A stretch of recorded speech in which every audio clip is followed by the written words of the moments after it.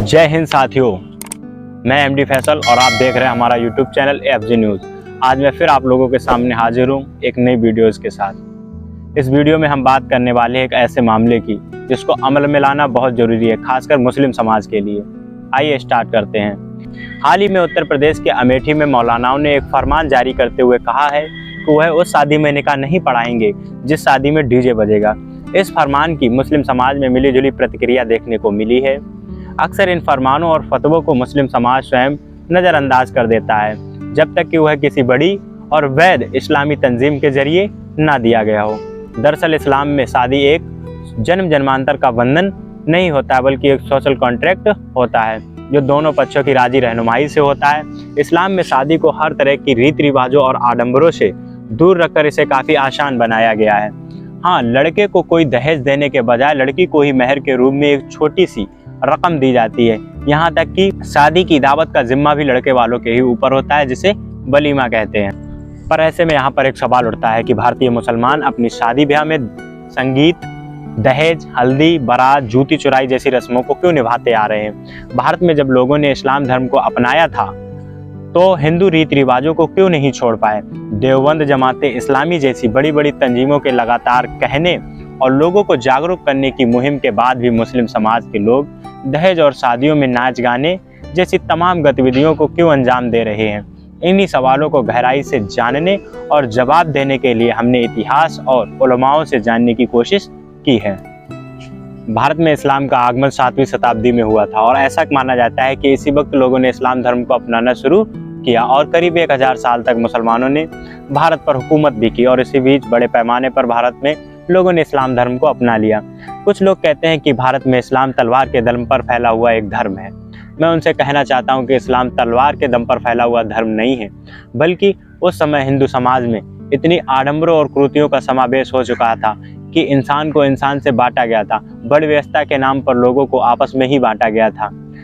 ऐसे समय में लोगों ने इस्लाम धर्म को अपनाने का काम किया और यही सत्य है। लोगों ने इस्लाम धर्म को अपना लिया, लेकिन वह हिंदू रीति रिवाजों को आज तक नहीं छोड़ पाए। आखिर ऐसा क्यों है? इसी को हम जानने के लिए प्रोफेसर के एक बयान को उठाकर देखते हैं। इस सवाल का जवाब देते हुए जामिया मिलिया इस्लामिया की प्रोफेसर ने बताया है कि आमतौर पर यह धारणा है कि मुस्लिम शासकों और कारोबारियों के भारत आने के बाद लोगों ने इस्लाम धर्म को अपनाया था। परिवर्तन या कन्वर्जन का मतलब एक धर्म को छोड़कर दूसरे धर्म को अपनाना होता है, लेकिन भारत में जो इस्लाम धर्म आया ना कन्वर्जन से आया है और ना परिवर्तन से आया है, बल्कि एक ग्रेजुअल प्रोसेस से आया है जिसको हम इस्लामीकरण कह सकते हैं। इसका मतलब यह हुआ कि लोगों ने अपना पुराना धर्म छोड़े बिना ही नया धर्म अपनाना शुरू किया और उनकी चीज़ों को धीरे धीरे अपनी लाइफ में अडॉप्ट कर लिया।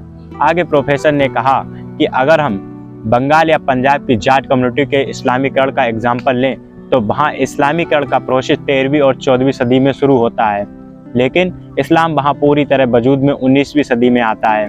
यानी कि वहाँ के लोगों ने अपने पुराने देवी देवताओं और रीति रिवाजों को छोड़े बिना ही इस्लाम को मानना शुरू किया और 19वीं सदी में आने के बाद इन कम्युनिटीज़ ने पूरी तरह से इस्लाम धर्म को अपना लिया। प्रोफेसर ने इसे भारतीय इस्लाम की खूबसूरती बताया है। भारतीय इस्लाम ने भारतीय कल्चर को भी अपने अंदर संजो कर रखा है। भारत में इस्लाम की इसी स्वरूप की संज्ञानी RSS भी वकालत करता है और वह इस्लाम के मूल स्वरूप को हिंदुस्तानी तहजीब के लिए खतरा मानता है। लेकिन बात यहीं ख़त्म नहीं होती। भारत में कई ऐसे इंस्टीट्यूशन हैं जो आज मुसलमानों को इस्लाम के मूल स्वरूप को जानने और अपने जीवन में उतारने के लिए प्रेरित करते हैं। उनके अंदर की बुराइयों को ख़त्म करने और गैर इस्लामी संस्कृति से दूर रहने की सीख देते हैं। कई बार शादी ब्याह की व्यवस्था को लेकर दूसरे धर्म के लोग भी इस्लाम धर्म की तारीफ करते हैं और इसे अच्छा मानते हैं, लेकिन इसके बावजूद भारत, पाकिस्तान, बांग्लादेश जैसे देशों में मुसलमानों की शादी में दहेज, बारात और अन्य रीति रिवाजों को खुलकर अपनाया जाता है। फिर सवाल उठता है कि भारत के मुसलमानों का रहन सहन अरब देशों के मुसलमानों की तरह क्यों नहीं है। इस मुद्दे पर अमेरिका के जाने माने उलमा डॉक्टर उमर फारूक ने इस्लाम द कल्चर इम्पेरेटिव में लिखा है कि इस्लाम एक यूनिवर्सल रिलीजन है। इसी खासियत की वजह से इस्लाम की तहजीब जब किसी जगह की मकामी तहजीब से मिलती है तो वहाँ के रिवायात जो इस्लामी कानून उनके खिलाफ ना हो, जैसे कि खाना पीना, पहनावा, रस्में वगैरह अपना लेती हैं। डॉक्टर उमर फारूक आगे कहते हैं कि इससे इस्लाम में किसी मौलिक सिद्धांतों और उनकी मान्यताओं से टकराव ना हो तो इसको अपना लेने में कोई हर्ज नहीं है। कई मुस्लिम आलिमों का यह भी मानना है कि हर बात पर फतवा या आदेश देना भी ठीक नहीं है। इससे लोगों को लगेगा कि इस्लाम एक इम्प्रैक्टिकल मजहब है। वहीं इस मसले पर इस्लामी अध्ययन के जानकार अदनान चौधरी कहते हैं कि इस्लाम सादगी भरी जिंदगी जीने को महत्व देता है।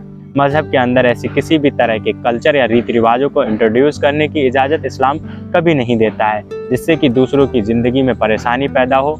इस्लाम में शादी या निकाह को बेहद आसान बनाया गया है, लेकिन भारत में रस्मों के नाम पर शादी का प्रोसेस 4 से 5 दिन तक चलता रहता है और लाखों रुपए इसमें खर्च हो जाते हैं। ऐसी महंगी शादियाँ संपन्न परिवार तो झेल लेते हैं, लेकिन यह समाज के गरीब तबके के लोगों के लिए मुश्किल खड़ी करती हैं। गरीब परिवारों को अपने बच्चों की शादियां करने में दिक्कतों का सामना करना पड़ता है।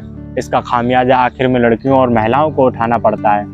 भारत में स्त्री पुरुष का अनुपात बिगड़ना और कन्या भ्रूण हत्या के लिए सबसे ज़्यादा जिम्मेदार ये महंगी शादियां हैं।